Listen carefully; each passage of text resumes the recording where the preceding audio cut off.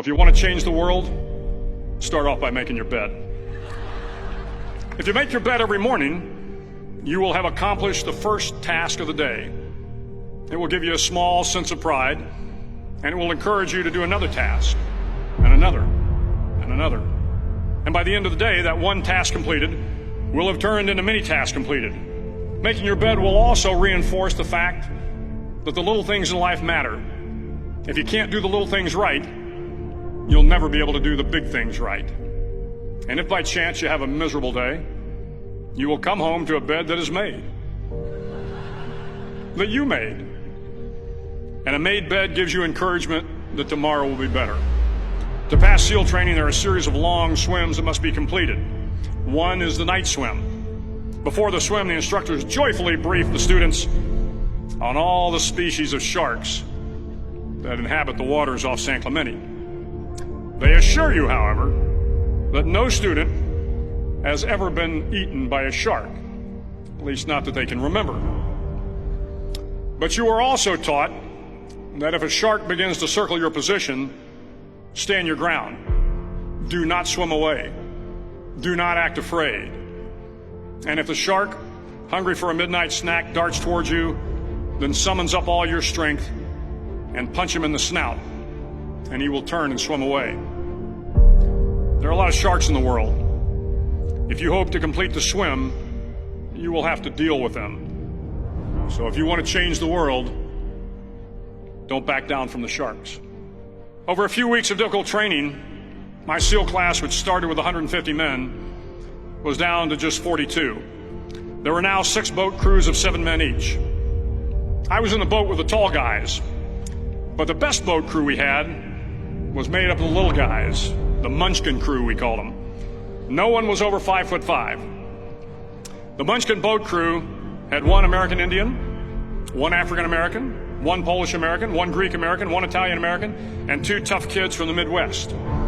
They out-paddled, outran, and outswam all the other boat crews. The big men in the other boat crews would always make good-natured fun of the tiny little flippers the Munchkins put on their tiny little feet prior to every swim. But somehow these little guys from every corner of the nation and the world always had the last laugh, swimming faster than everyone and reaching the shore long before the rest of us. SEAL training was a great equalizer. Nothing mattered but your will to succeed, not your color, not your ethnic background, not your education, not your social status.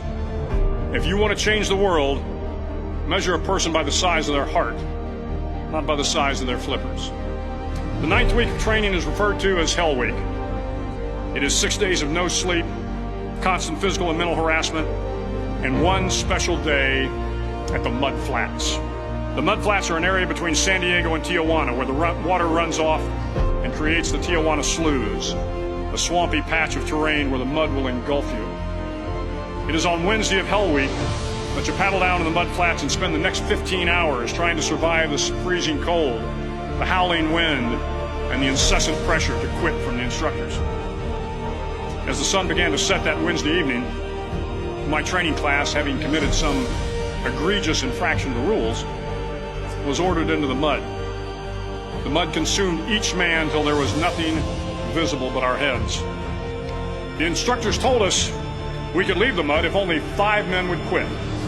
Only 5 men, just 5 men, and we could get out of the oppressive cold. Looking around the mud flat, it was apparent that some students were about to give up. It was still over 8 hours till the sun came up. 8 more hours of bone-chilling cold. The chattering teeth and the shivering moans of the trainees were so loud, it was hard to hear anything. And then one voice began to echo through the night. One voice raised in song. The song was terribly out of tune, but sung with great enthusiasm. One voice became 2, and 2 became 3, and before long, everyone in the class was singing.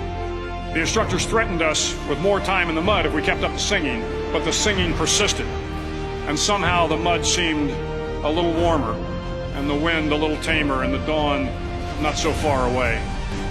If I have learned anything in my time traveling the world, it is the power of hope, the power of one person, a Washington, a Lincoln, King, Mandela, and even a young girl from Pakistan, Malala. One person can change the world by giving people hope. So if you want to change the world, start each day with a task completed. Find someone to help you through life. Respect everyone. Know that life is not fair and that you will fail often. But if you take some risks, step up when the times are the toughest, face down the bullies, lift up the downtrodden, and never ever give up. If you do these things, the next generation and the generations that follow will live in a world far better than the one we have today.